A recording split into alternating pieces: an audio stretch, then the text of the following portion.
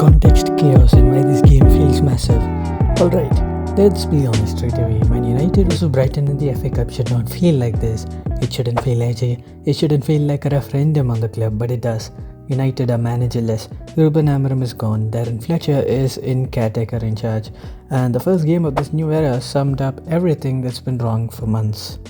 2-2 at Burnley. A game United should win. A game United don't control. Another late concession.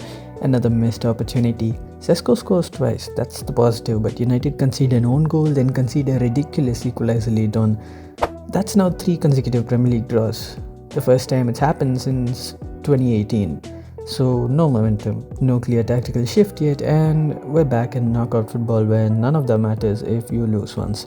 This is Darren Fletcher's first cup tie in charge, and Brighton away at Old Trafford. This is not gentle easing in territory. Lose this and the pressure ramps up immediately. Win it and at least the noise quietens for a bit. Brighton reality check in why they are a problem. Let's talk Brighton properly, because this isn't Brighton hoping to survive. This is Brighton expecting to compete. They won 4 of their last 6 meetings with United. They won 3 of their last 4 visits to Old Trafford. They've scored 10 goals in those games. Old Trafford does not scare them anymore. Midweek, they went to Man City and got a point. Mitoma scores, they miss chances, they look uncomfortable, sometimes uncomfortable. The other times, they're unbeaten in 4 matches against City. That doesn't happen by accident. Brighton know exactly who they are. They know how they want to play. They don't panic when they concede. They've recovered 13 points from losing positions this season. Only Aston Villa have recovered more. That tells you everything. They don't fold, they keep coming, and Danny Welbeck will want this. 7 goals against United since leaving, including 1 earlier this season. Mitoma 1v1 is a nightmare. Pascal Gross controls tempo. Brighton will overload midfield and test United's discipline. It's not an easy draw. Anyone pretending it isn't and hasn't been watching. United's strengths, weaknesses and what Fletcher can actually change. Now United, despite all the issues, United are still favourites. Opta gives them a 42.3% chance of winning. Brighton are at 31%. There's a 26% chance this goes to extra time or penalties. And history is firmly on United's side in this competition. 6 FA Cup ties against Brighton, 6 wins. Only twice in the 40 FA Cup third rounds have United gone out. But history doesn't track runners. History doesn't defend crosses. What Fletcher can change immediately is mentality and selection trust. Under Amorim, academy minutes dried up a bit. Debut stop, Menu Bailey featured. Now suddenly, academy players are back around the squad. Shea Lacey gets minutes. JJ Gabriel trains with the first team. That matters.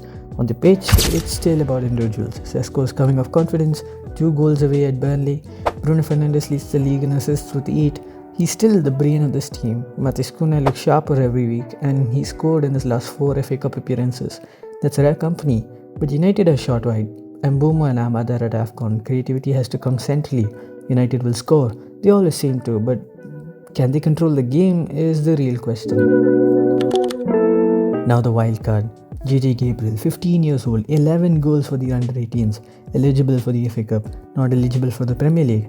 Darren Fletcher knows him better than anyone. He coached him, he trusts him. If he plays, he becomes United's youngest ever player. Let's be sensible. He's not starting, he's not the saviour, but a cameo, 10 minutes late on, especially if United need energy or spark, it's absolutely possible. Old Trafford would lift instantly, the crowd would buy into it, and right now United need moments. They need something to feel good about. Even the possibility of JJ Gabriel tells you something has shifted already under Fletcher. How this plays out and final prediction. So, how does this actually go? I don't see United blowing Brighton away. I don't see Brighton dominating United for 90 minutes either. This feels tight, this feels tense, this feels like proper FA Cup football. Brighton will have spells, United will rely on moments, both teams will create chances, and United will score in 9. United have scored in 9 consecutive league games. Brighton always score. Extra time feels very realistic, and penalties are absolutely on the table. And if it goes to penalties, history leans United again. My prediction is 1-1 after 90 minutes. United edge it into extra time or on penalties. Not pretty, not convincing, but enough to survive. Let me know your score predictions. Would you play academy players? Would you give JJ Gabriel minutes?